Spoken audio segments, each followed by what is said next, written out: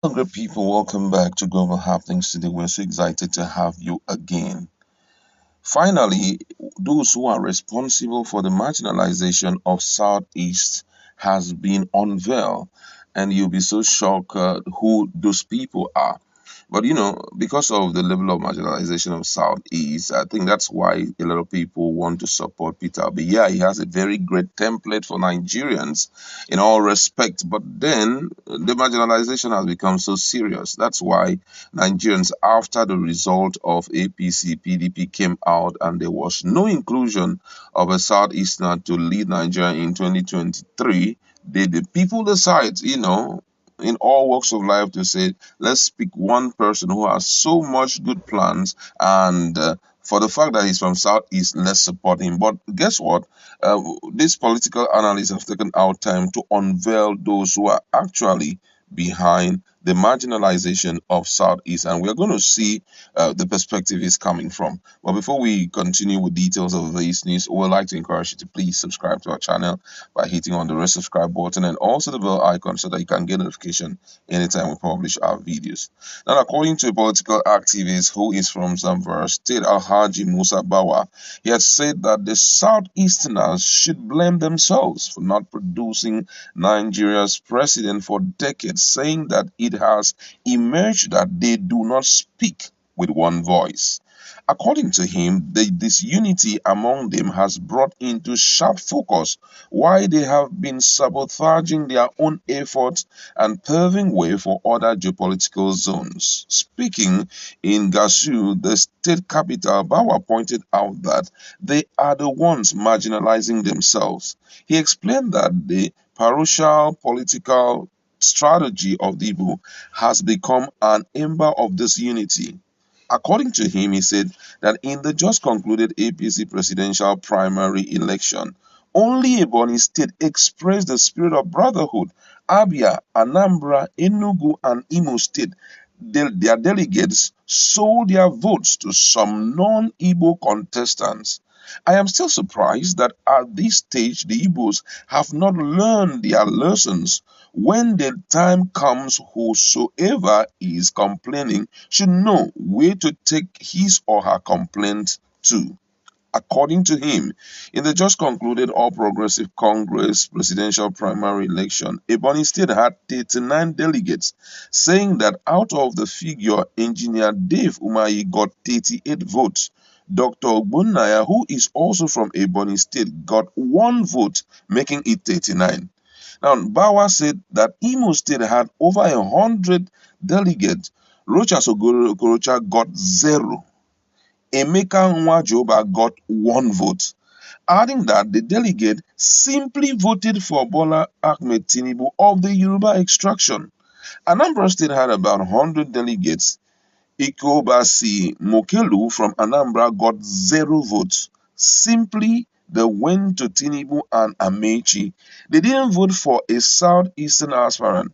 Abia State had about 100 delegates. They didn't vote for a southeastern aspirant. They voted for Senator Dr. Ahmed Lawan of the Northeast. Enugu State had about 50 delegates. They didn't vote for a southeastern aspirant.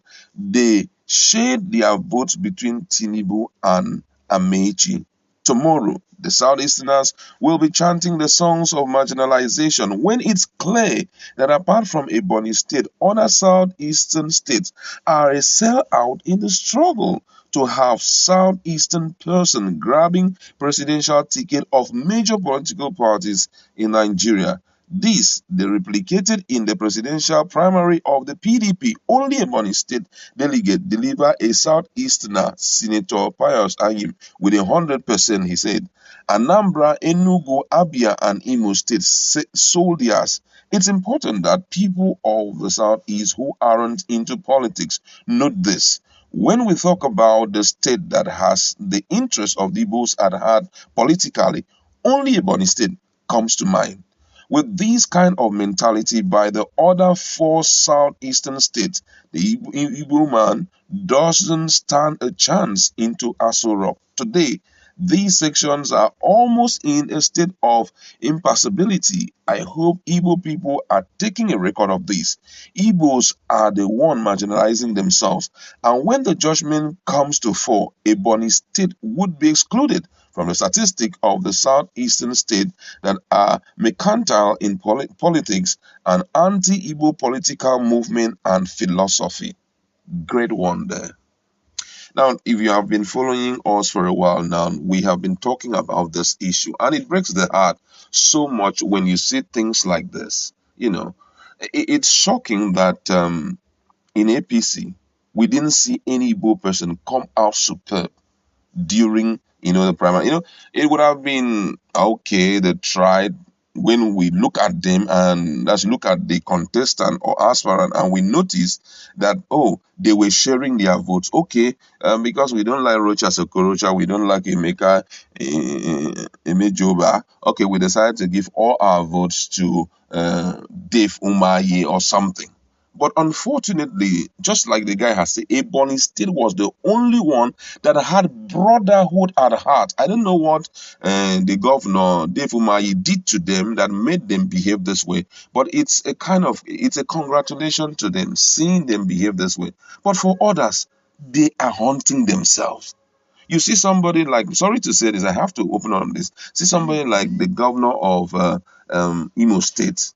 When it was time for nomination forms to be put and all of that, I was so shocked and surprised when I saw him standing strong for Ahmed Lawan. Ahmed Lawan was the person, he stood in front, was holding, he said he's one of us. One of you? So how about your brothers out there? How about Rocha Sokorocha? Okay, you have some issues with Rocha Sokorocha. We do understand that. But we have someone, PDP, who is the lead person for Southeastern governors, talking about Umahi. Why didn't you vote for him?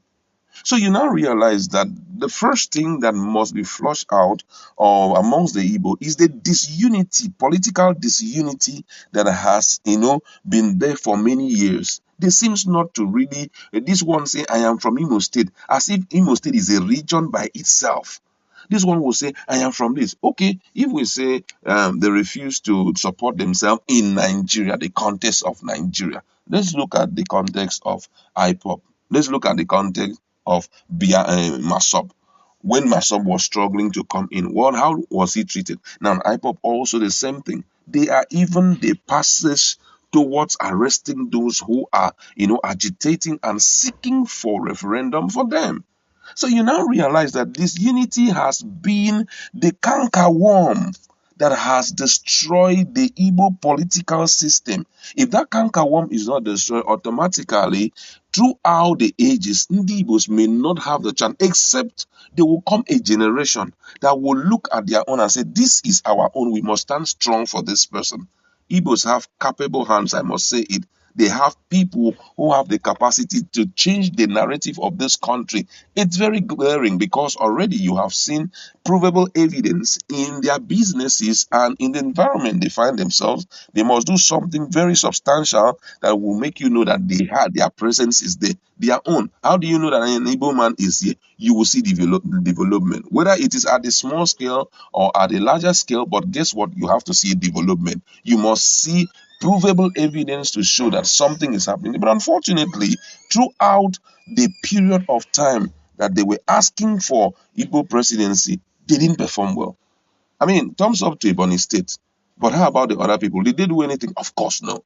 So right now, who are the people marginalizing the Southeast? It's actually the Southeast now. For me, I stand with this man. I know you may have your own opinion, but guess what? Just go to our